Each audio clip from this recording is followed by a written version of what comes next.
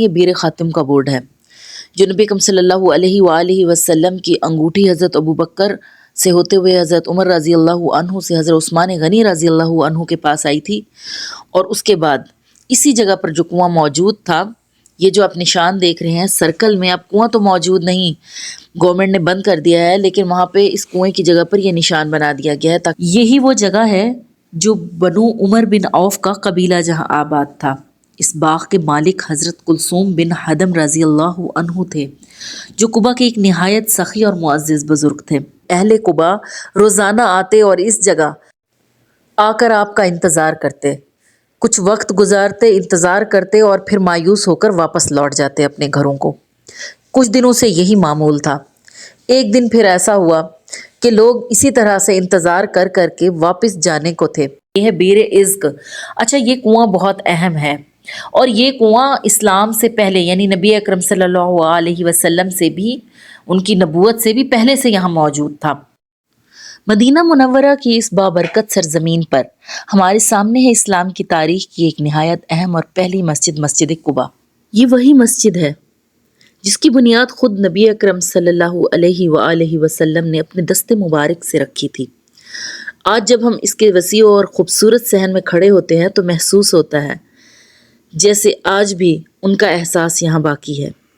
اس مسجد کی خوبصورت سے صحن میں یہ جو گرے کلر کا بورڈ آپ دیکھ رہے ہیں، یہ بیر خاتم کا بورڈ ہے جو نبی اکرم صلی اللہ علیہ وآلہ وسلم کی انگوٹھی حضرت ابوبکر سے ہوتے ہوئے حضرت عمر رضی اللہ عنہ سے حضرت عثمان غنی رضی اللہ عنہ کے پاس آئی تھی، اور اس کے بعد اسی جگہ پر جو کنواں موجود تھا، یہ جو آپ نشان دیکھ رہے ہیں سرکل میں، اب کنواں تو موجود نہیں، گورنمنٹ نے بند کر دیا ہے، لیکن وہاں پہ اس کنویں کی جگہ پر یہ نشان بنا دیا گیا ہے تاکہ لوگ آ کر زیارت کر سکیں، جیسے ابھی بھی کچھ لوگ یہاں زیارت کے لیے موجود ہیں۔ اسی مسجد قباء کے بالکل سامنے صحن میں ہی شامل اصل زیارت جو ہم آج کرنے آئے ہیں، بہت اہم اور بہت ہی خوبصورت زیارت ہے۔ یہ ایک اہم بستان ہے جو مسجد قباء کے قریب تھا اس وقت، لیکن چونکہ مسجد قباء کی توسیع کے ساتھ ساتھ بہت سارا ارد گرد کا ایریا جو ہے وہ کور ہوا ہے، اور اسی میں یہ بستان بھی شامل ہو گیا۔ اب ماشاءاللہ مسجد قباء کے خوبصورت صحن میں یہ بستان بھی شامل ہو چکا ہے۔ چونکہ میں جب زیارت کرانے آئی تھی تو یہ رمضان مبارک کا مہینہ ہے، اسی لیے آپ سائٹ پہ افطار کے انتظامات بھی آپ لوگ یہاں دیکھ رہے ہیں، اور یہاں بفے سسٹم ہے جس میں انٹری ٹکٹ کے ساتھ بچے بالکل فری ہیں۔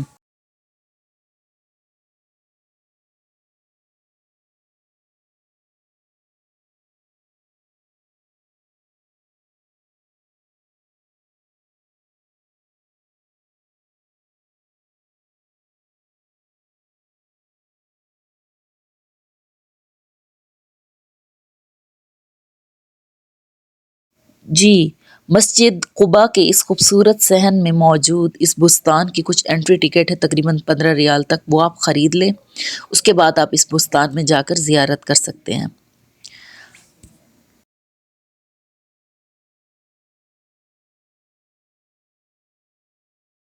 جی، یہ ہے ہماری بستان المستظل کی زیارت، جسے ہم دیکھتے بھی ہیں اور اس کی اہمیت بھی میں آپ کو تفصیل سے بتاتی ہوں۔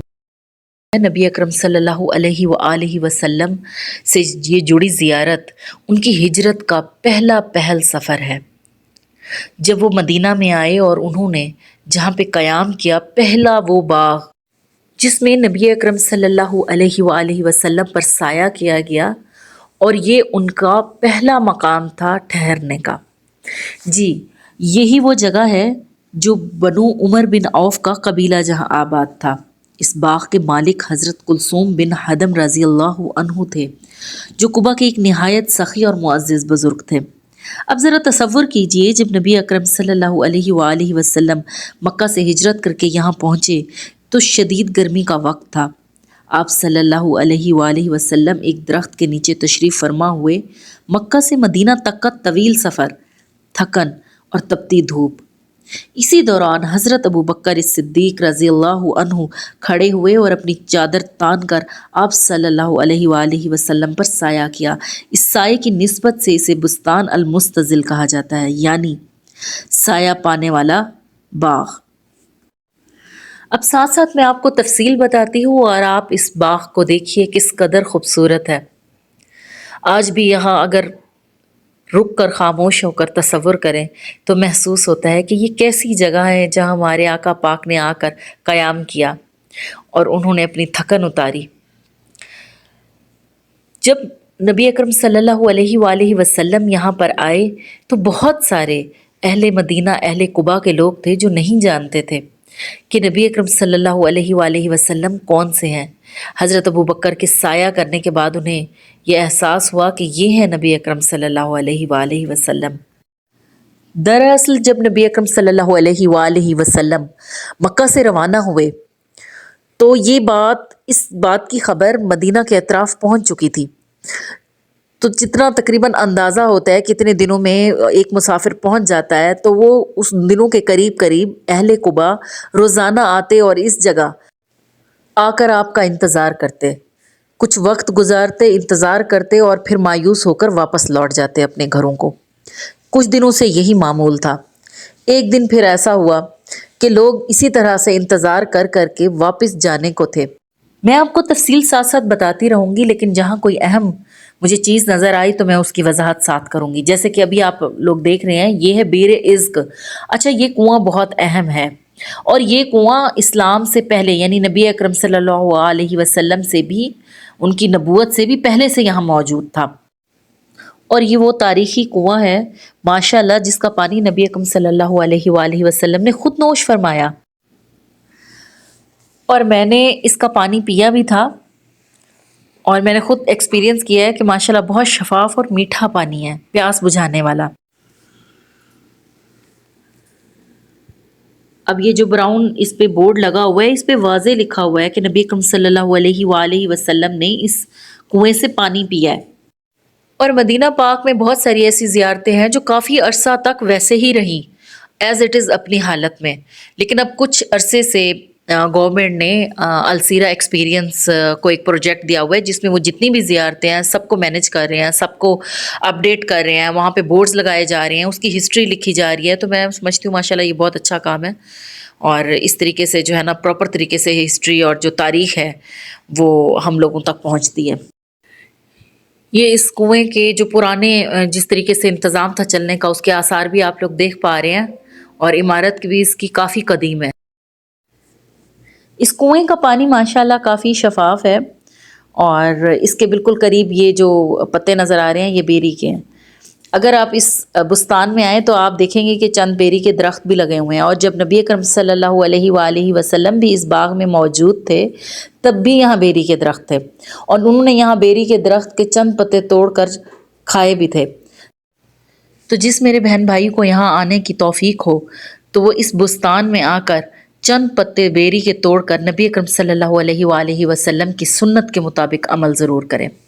یہ آپ دیکھ رہے ہیں اسی طرح کی یہ چھوٹی چھوٹی سی ندیاں پورے بستان میں اسی طرح سے چل رہی ہیں، اور یہ کھجور کے درخت ماشاءاللہ سبحان اللہ۔ اس کے بعد میں پھر اسی واقعے کی طرف آؤں گی کہ جب نبی اکرم صلی اللہ علیہ وسلم کی زیارت کے لیے لوگ واپس جانے کو تھے تو اسی وقت دوپہر کے وقت ایک مزدور درخت کے اوپر، کھجور کے درخت کے اوپر کام کر رہا تھا۔ چونکہ کھجور کا درخت اونچا ہوتا ہے تو وہ اونچائی سے وہ سامنے کا منظر دیکھ سکتا تھا، تو اس نے دیکھا چند لوگ آ رہے ہیں تھوڑا دور سے، تو اس نے اونچا چلا کر بولا کہ مبارک ہو، جس کا آپ لوگوں کو انتظار تھا وہ پہنچ چکے ہیں۔ تو سارے اہل قباء ایکسائٹیڈ ہو کر جوش سے پرمسرت اور خوشی سے آگے بڑھے، اور نبی اکرم صلی اللہ علیہ وسلم کی طرف انہیں ویلکم کرنے کے لیے آگے جانے لگے۔ تو اس طرح سے انہوں نے انہیں ویلکم کیا نبی اکرم صلی اللہ علیہ وآلہ وسلم کو۔ جی، ساتھ ساتھ یہ آپ بستان کی زیارت کریں ماشاءاللہ، اور آپ لوگ یہاں آئیں گے تو انشاءاللہ میری دعا ہے کہ آپ کو یہاں کی زیارت نصیب ہو۔ بہت خوبصورت جگہ ہے، بہت پرسکون جگہ ہے۔ بیسیکلی جیسے آپ دیکھ رہے ہیں یہ بستان کا بہت کوئی وسیع و عریض جگہ نہیں ہے، بس کھجوروں کا ایک چھوٹا سا احاطہ تھا جسے آپ مکمل 4 دیواری کے ساتھ جو ہے اسے کور کر دیا گیا ہے، اور اسے ایک زیارت کا مقام بنا دیا گیا ہے جس پہ انٹری ٹکٹ وغیرہ رکھ دی ہے، جس کی تفصیل میں نے آپ کو شروع میں بتا دی تھی۔ اور جگہ جگہ یہاں پہ کچھ کھجوروں کے درخت لگے ہوئے ہیں، اور کچھ اس میں بیری کے درخت بھی ہیں، اور یہی بیری کے درخت آگے نبی اکرم صلی اللہ علیہ وآلہ وسلم کے زمانے میں بھی کچھ موجود تھے. اس کی بھی ایک سنت ہے جو آگے چل کے ہم جب بیری کے درخت دیکھیں گے تو میں آپ کو بتاؤں گی، اور آپ نے وہ سنت بھی پوری کرنی ہے انشاءاللہ تعالی. اور اس مسجد قباء کی بھی مکمل ایک تفصیل کے ساتھ میں نے ڈالی ہے. اس میں کچھ زیارتیں ایسی ہیں جو بہت زیادہ مشہور نہیں ہیں، کچھ نشاندہی میں نے آپ کو اندر سے جا کر بتائی ہے. میرے چینل پہ جا کے وہ ضرور آپ دیکھیے گا، تو مسجد قباء کے اندر کی بھی ساری زیارت آپ کو اس میں ملے گی. اور وہ جگہ بھی جو صرف اب نشان کے طور پہ لگائی گئی ہیں لیکن عام زائرین کے لیے وہ ویزیبل نہیں ہیں، تو وہ آپ مسجد قباء کی مخفی زیارات کے نام سے آپ میرے چینل پر جا کر دیکھ سکتے ہیں. جی اب یہ جو آپ کو سامنے جو یہ درخت نظر آ رہا ہے یہ بیری کا درخت ہے. یہ آپ کو گھما کر بھی میں اوپر کر کے بھی دکھا رہی ہوں. تو اس کی سنت یہ ہے کہ جب نبی اکرم صلی اللہ علیہ وآلہ وسلم اس بستان میں آ کر رکے تھے تو انہوں نے یہاں سے بیری کے چند پتے لے کر وہ چبائے تھے منہ میں. تو اگر آپ لوگوں کو انشاءاللہ تعالی یہاں آنا نصیب ہو تو آپ بھی ضرور چند پتے لے کر سنت پر عمل کرتے ہوئے چبائیے گا. یہ مسجد قباء کے سفید مینار بھی آپ کو یہاں سے آرام سے نظر آ رہے ہیں. اب ہم چلتے ہیں بیر اس کے اس شفاف اور میٹھے پانی کی طرف، جس کے لیے آپ باقاعدہ طریقے سے یہاں پہ آپ دیکھ رہے ہیں کہ جو ٹیبز ہیں وہ لگائی گئی ہیں اور زائرین آ کر آرام سے پانی لے کر یہاں کا پی سکتے ہیں.